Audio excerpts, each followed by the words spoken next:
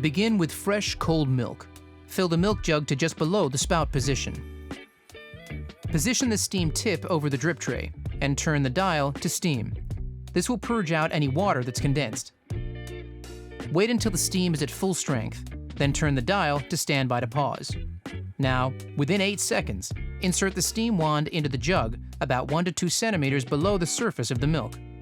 Move the dial to the steam position and keep the tip of the steam wand just under the surface of the milk until the milk is spinning clockwise, producing a whirlpool effect. With the milk spinning, slowly lower the jug. This will bring the steam tip to the surface of the milk and start to introduce air into the milk. You may have to gently break the surface of the milk with the tip to get the milk spinning fast enough. Keep the tip at or slightly below the surface while continuing to maintain the whirlpool. Texture the milk until sufficient volume is obtained. The milk is at the correct temperature when the jug is hot to touch, which will be about 140 to 150 degrees Fahrenheit.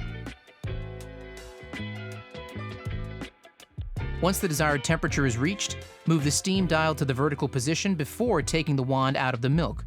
Set the jug to one side, wipe the wand and tip with a damp cloth. Position the steam tip above the drip tray and turn the steam dial to the steam position.